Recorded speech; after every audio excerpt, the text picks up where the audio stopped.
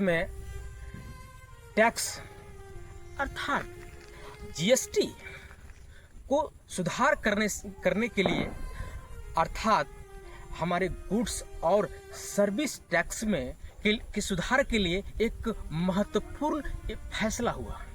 लेकिन मन में एक सवाल उत्पन्न हो ही जाता है। जीएसटी का सबसे पहले प्रारंभ 1954 में फ्रांस में हुआ और यह एक बड़ा सफल साबित हुआ, जिस कारण से 160 देशों में लागू है और भारत में इसकी चर्चा 2000 में हुआ, 2000 ईस्वी में, और वो लगातार 17 साल तक हमारे देश में इसकी प्रत्यक्ष और अप्रत्यक्ष रूप से गांव में, शहरों में इसकी चर्चाएं होती रही और अंतिम रूप से 2017 में जीएसटी को लागू कर दिया गया।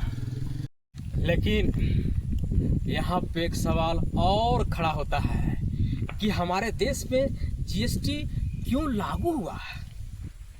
क्योंकि आप सब जानते होंगे कि हमारे जो पहले किसी भी वस्तु खरीदते थे तो राज्य में अलग टैक्स देना पड़ता था और देश के लिए अलग टैक्स देना पड़ता था, जिस कारण से सुविधाजनक को साबित करने के लिए इस टैक्स को भारत देश में आना जरूरी थी और लागू भी करना बहुत जरूरी था। लेकिन फिर भी हम सवालों से छुटकारा नहीं मिल पाती है। एक सवाल और उठती है कि जीएसटी लागू करने का इम्पोर्टेंट अर्थात प्रमुख कारण क्या हुआ? कारण है कि हमारे विभिन्न करों से हमारे पास विभिन्न कर उपलब्ध है, जिस करों से छुटकारा पाने के लिए जीएसटी को लाने के लिए प्रमुख रूप से माना गया।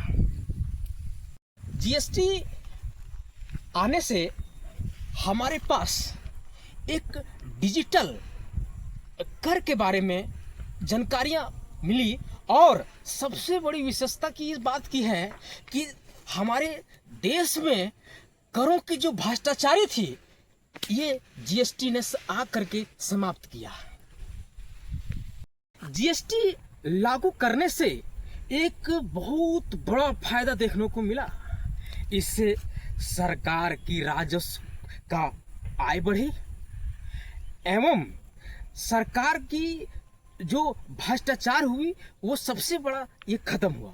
और टैक्स में सुधार ही नहीं बल्कि देश की अर्थव्यवस्था में एक बड़ा सुधार हुआ। जीएसटी में सुधार होना चाहिए और सुधार की आवश्यकता भी पड़े और हम लोग ये अपेक्षा करते हैं कि जीएसटी में समय के साथ में सुधार भी हो। इसी को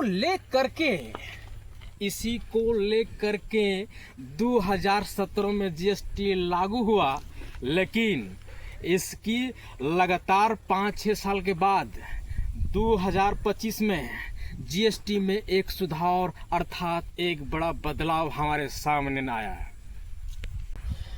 जो सुधार हुई इस सुधार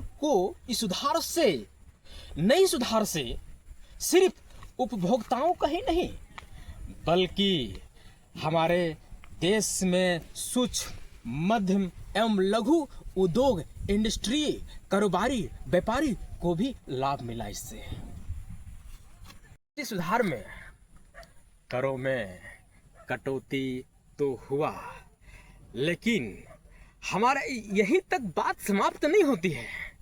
इससे एक कदम और बढ़ता है कि ये जो कर कटौती हुई है ये सरकार को यह सुनिश्चित करना होगा कि इसका लाभ हमें जनता तक पहुंचे। ताकि जीएसटी सुधार से जनता को खुशी तो मिला, लेकिन ये डर लगता है, मन में एक भय बनता है कि यह जीएसटी की कटौती आम उपभोक्ता तक पहुंचेगी या नहीं।